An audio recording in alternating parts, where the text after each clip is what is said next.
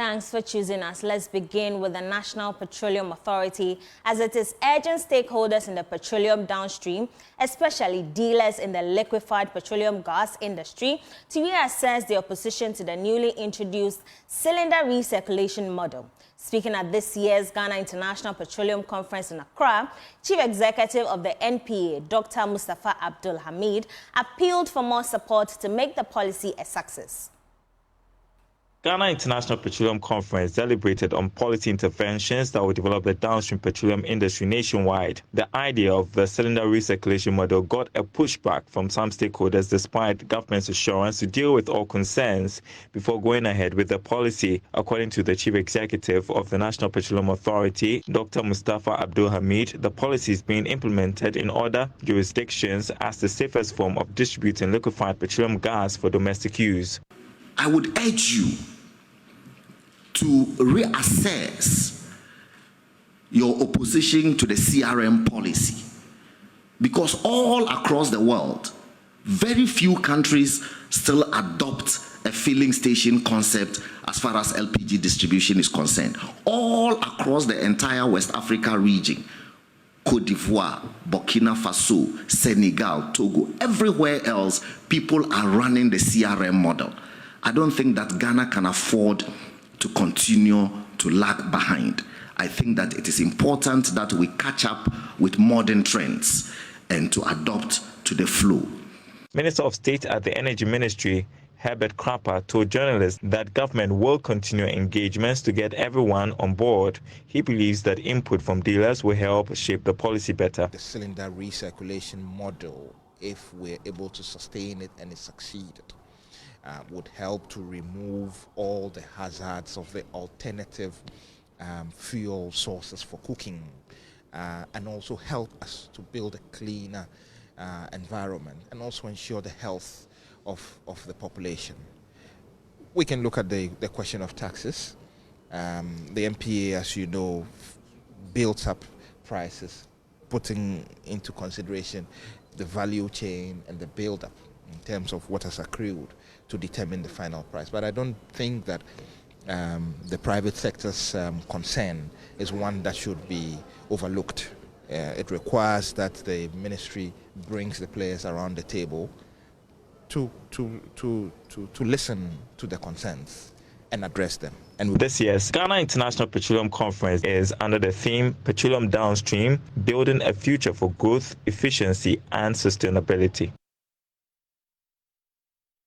Majority of bank customers say they like WhatsApp as their preferred virtual medium to communicate with their banks. This was one of the major findings captured in the 2024 banking survey put together by accounting firm PricewaterhouseCoopers. The report also revealed that most customers want to spend less than 10 minutes in the banking halls for various transactions. Again, they wanted staff of banks to have more knowledge about their products and services.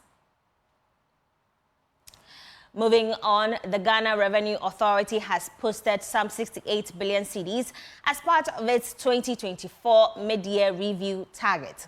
This represents 47% of its total annual revenue target for the year, which is 146 billion cedis. According to the Commissioner General of the Authority, Julie Essiem, the authority will focus on customer satisfaction as part of a strategy to meet its revenue target by the close of the year. According to the Ghana Revenue Authority, there was a shortfall in January to March, which had 12.3%, 6.3% and 12.7% respectively. Commissioner General of the Ghana Revenue Authority, Julie Essiem, said the authority started to rebound from April and exceeded target by 1.9%, then exceeded again in May by 1.4%, and subsequently a significant achievement of the positive increase of 21.2% in June. The month of January, we fell below target by 12.3%. February showed a shortfall of 6.3%. March suffered a similar trend of an increased negative deviation of 12.7%. We started to rebound from April and exceeded target by 1.9% that month. then exceeded again in May by 1.4%, and subsequently a significant achievement of the positive increase of 21.2% in June. As we can see, the outstanding performance in June was supported the turnaround to help with a positive half-year performance of the 0.2% of the total half-year budget. Ladies and gentlemen, as a new top management team, she further indicated that the authority acknowledges the headwinds during an election year period, but is poised to work to meet its target by the close of the year. We came on board in April of this year, very, very much aware of the impact of an election year, and acknowledge the headwinds that trends such a period, which we all know. And as such, already trailing from a negative first quarter, the leadership team discerned and agreed a very, very focused 90-day plan to ensure we were strategically focused and very deliberate in turning the tide of a negative first quarter. Now, specifically, we focused on the following. First, actualizing very specific key revenue measures, focusing on staff welfare, changing the face of the GRA by moving from an enforcement approach to a very more collaborative approach. Stakeholder engagement as well by focusing really on our key stakeholder, taxpayers, as partners. A key component of our 90-day plan on revenue was the rollout of our flagship electronic VAT invoicing system, which was successfully transitioned into the first phase registration of our top 600 taxpayers, accounting for 80% of VAT contributions. The Ghana Revenue Authority exceeded its mid-year budget target by 0.2%. James Eshen's report for Joy Business. We will be engaging an economist as and when he joins VAZO. But moving on, the Bank of Ghana says it will further embark on strategic mechanisms to engage the small and medium-scale sector. Governor Dr. Ernest Addison, however, urged other industry stakeholders to be heavy on investments for the sector to increase the country's export. He was speaking at the SME Growth and Opportunity Summit in Accra. From addressing the challenging macroeconomic environment, the government also committed under the program to addressing gaps in governance and anti-corruption frameworks to enhance accountability and integrity whilst promoting inclusive growth through improving the business environment, enhancing export competitiveness and integration, strengthening Ghana's FDI attractiveness, streamlining sectoral and industrial policies, improving access to finance, promoting entrepreneurship while upskilling labor force to help address skills mismatches, as well as advancing the digitalization agenda for financial inclusion. On its part, the Bank of Ghana has stepped up efforts to bring inflation under control, eliminate monetary financing of the budget, and rebuild foreign currency buffers. The bank is also taking steps to implement comprehensive strategy to rebuilding the capital buffers of financial institutions post-DBEP. Distinguished guests, these measures are beginning to yield positive results. Signs of stabilization and recovery in the Ghanaian economy are emerging. Real GDP growth ended 2023 at 2.9%, above the revised target of 2.3%. In the first quarter of this year, GDP growth has come out stronger than expected at 4.7%. Inflation, which peaked at 54.1% in December 2022, has decelerated faster than expected and reached 22.8% in June 2024.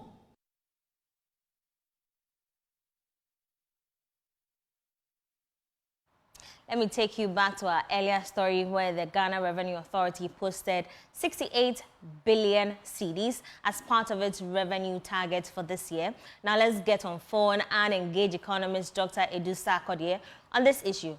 Dr. Sarkodie, thank you very much for joining us. Do you think the GRA is on the right path to achieve its revenue target of 146 billion cedis? I mean, this is good news to hear this from GRA. It shows that a lot of progress has been made since we joined the IMF program. A number of reforms have taken place. They are simplifying the tax. If you will talk to Buta, they are always saying that GRA should simplify the tax system for them. Sometimes the operators understand it differently, and those who are supposed to pay also understand it differently. But it's good that they are making progress. And I think that with this track record, they will be able to meet their target for the year. And like I said, it's good news. It also shows that we are on course with the fiscal consolidation program that we have. Because the more revenue we get, the lower will be the gap between the revenue and expenditure if we keep expenditure constant. And also, you also recall that 2 years ago, Ghana was downgraded. And one of the reasons was that we could not pass the revenue measures in our budget. And therefore, the creditors were not sure that the government of Ghana will be able to mobilize enough resources to service their debt.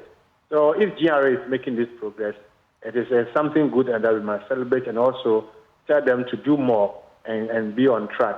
But my question has always been that, what kind of optimal targets did they set for themselves? I'm yet to interrogate the data because you must set an optimal target, and then if you exceed it, then you know that you are really on course. So I have not done my calculation, but I believe them. I believe that the target they set for themselves was an optimal target, and therefore having exceeded it means that it's a lot of progress being done by the GRA. So it's kudos to them.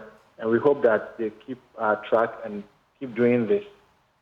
Okay, Doc, but do you think a disaggregation of the figures will give a clear picture of whether domestic tax collection is improving or these just revenues from the ports?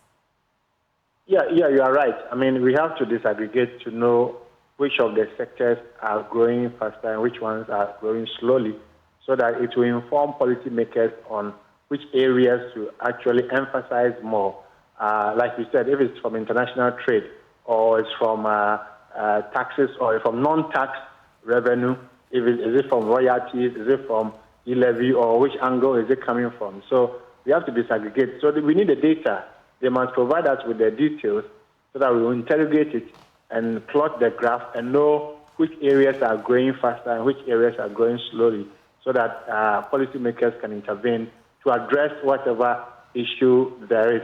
But I think reading the report, they made mention of the fact that sometimes they have changed from enforcement to compliance, like, talking to the people, encouraging the people to pay and simplifying the tax system for the taxpayers. I think all these things are good, whether it's international trade tax or domestic trade tax.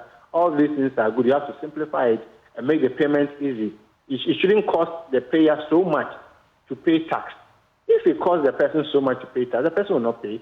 If it takes more time, this person spends more time in paying, they will not pay. So let's leverage digitization. I've made this point, I'm making the point again, that government has spent so much on investing in digitization or digital infrastructure. It is time to leverage that for revenue collection, because digitization will remove the middlemen, interpersonal relations, and reduce corruption. And then it will make GRA more effective and more accountable. So whatever angle you look at, let's leverage digitization. Let's remove the human interactions. Let's remove the paperwork and make it a paperless operation so that things can be easier. One of the tenets of tax payment is that it must be simplified, it must be easy, and it must be cost effective. You shouldn't spend so much in paying your tax. So let's use digitization to improve whatever they are doing at GRA. I think they have done well. Right. Doc, in a minute, what in your view will be the impact of the IMF program if government is able to significantly improve revenue collection? I think positive impact. The first pillar in the IMF program is what we call the fiscal consolidation. And they even did front-loaded fiscal consolidation. In other words, in 2023, they made sure that the government achieved about 70% of the entire target, which they were able to achieve. So the years after 2023, like 2024, 2025, 2026, if GRA continues to do this, I think we'll be able to meet a whole lot of our targets in the fiscal regime, in the fiscal consolidation, like having a positive primary balance, like narrowing the gap between revenue and expenditure, which we call the budget deficit. It becomes so narrow, it will send positive signals because already government has given haircuts to bondholders, domestic bondholders, and external bondholders. So if government is also making this progress, it will send a positive signal to them that, well, you gave us haircut, but you're also trying to do your best. And IMF will be happy with government. I'm sure in their next review, they wouldn't waste time at all. They will pass everything. And so it's a positive sign. It shows that government is committed to the IMF program. It's also even beyond the IMF program. So I think we should preach this sermon to them that beyond the IMF program, which will end in March 2026, we shouldn't lose focus. We should continue to, mobilize internal revenue so that it will slow down our rate of borrowing, because too much borrowing wouldn't help. We have seen what has happened to us. So we need to mobilize our own internal revenue to finance the number of developmental projects. So it's a positive signal to the IMF program. I'm sure the IMF officials will be happy with Ghana. Right. Thank you very much, Doc. Dr. Edu Sarkodie is an economist, and this is Business Live. We'll take a quick break. We'll return with the Joy Business Van. That's all we have for you in our program today. I am Emma Davis. But for more news, do log on to myjoyonline.com and be updated. Our top stories there for you to be abreast with. Thank you for your company. Our programs continue.